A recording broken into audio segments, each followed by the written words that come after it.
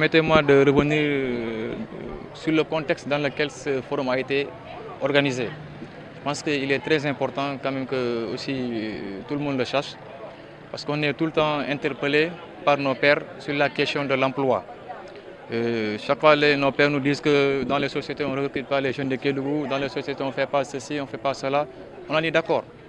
Donc nous, ce que le conseil, on n'a pas la vocation de donner d'emploi à qui que ce soit. On n'a pas la vocation aussi peut-être de faire certaines choses. Mais quand même, on a la vocation d'encadrer, on a la vocation d'orienter nos pairs, on a la vocation de faciliter l'accès à l'emploi. Donc on s'est dit que pour régler ce problème au niveau de notre localité, il serait aussi nécessaire quand même de se retrouver autour d'un forum sur l'employabilité des jeunes. Et peut-être au cours de ce forum, nos pairs qui seront là auront des informations nécessaires sur l'employabilité ou bien des informations nécessaires sur ce qu'un jeune doit avoir pour quand même aller vers la recherche d'emploi. Les stratégies, c'est qu'il faut que les jeunes soient formés. La question est que l'offre, aussi minime soit-elle, elle existe. Mais les jeunes de Kédougou ne sont pas bien formés pour postuler à ces postes-là. Donc ce qu'il faut, c'est former les jeunes déjà pour qu'ils accèdent aux métiers pointus. Parce que ce qui a été constaté, c'est un déficit de formation. Et s'il y a déficit de formation, c'est des jeunes d'autres régions qui viennent postuler et occuper ces postes-là stratégiques. C'est ça, Kédougou. Parce que les jeunes qui sont souvent dans les Djoura n'ont pas souvent de métier et ils sont sous-employés ou un emploi dévalorisé.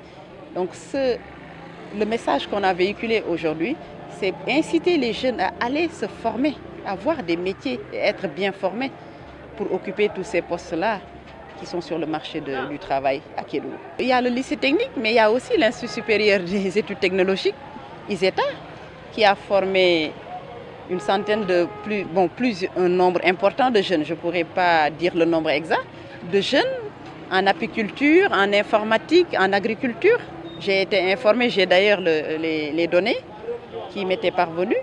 Donc ce n'est pas seulement le lycée technique, il y a d'autres écoles de formation, de spécialité qui sont sur Kédougou. Le problème, c'est que les jeunes parlent de moyens pour payer ces formations-là. Or, l'État a fait un effort important dans ce sens, en finançant cette formation. Il faut que les jeunes savent où ils vont et qu'ils se lèvent pour dire que je vais aller me former. Mais sinon, le dispositif existe déjà. Il faut une volonté de la part de ces jeunes-là pour aller vers ces structures-là et pour se former. Mais pour ce qui est des établissements de formation, il y en a à Kédougou, monsieur, en plus du lycée technique. Il y a l'ISETA, il y a l'ISEG, il y a un certain nombre d'écoles qui sont maintenant présentes au niveau de Kédougou. Mais ce serait aussi bien de développer d'autres centres de formation de métiers dans la région. Ça, c'est essentiel aussi. Ce n'est pas tout le monde qui avait les possibilités de se payer pour avoir une bonne formation.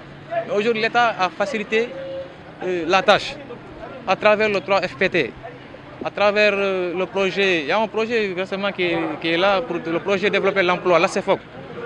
Je pense qu'à travers ces opportunités-là, on a des occasions pour se former sans autant dépenser un franc. Même si on va dépenser un franc, mais le coût est tellement réduit que ça ne peut pas causer aujourd'hui un blocage pour l'accès à l'emploi, à la formation. Je pense qu'aussi, là, on est très satisfait.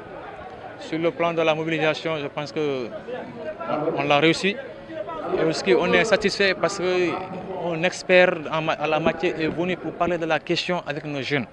Et je suppose, j'ose espérer que ceux qui sont là seront capacités sur le comportement d'un chercheur d'emploi. Parce que quand on parle d'employabilité, c'est quelqu'un qui est apte à chercher un travail, c'est quelqu'un qui est apte à conserver ce travail, c'est quelqu'un aussi qui est apte à progresser dans ce travail-là.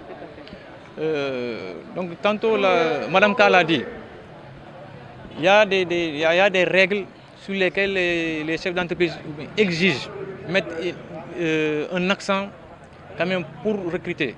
Parce qu'il y a d'abord la confiance en soi.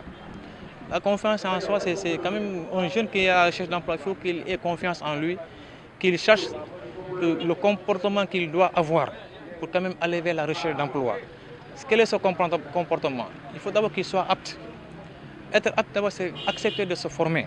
Parce que quelqu'un qui va à la recherche d'emploi, qui n'a pas les compétences requises pour effectuer un tel métier, je pense qu'il serait très difficile pour un chef d'entreprise ou bien serait très difficile pour l'État de recruter cette personne-là. Si nous, jeunes, nous sommes conscients de cela, parce qu'on doit revoir notre comportement par rapport aux exigences qui s'imposent. Aller se former, avoir confiance en soi et se dire que bon, je me suis formé, j'ai le diplôme qu'il faut, mais il faudrait que je me batte. Aller vers les structures habilitées à recruter pour quand même qu'on puisse quand même m'insérer.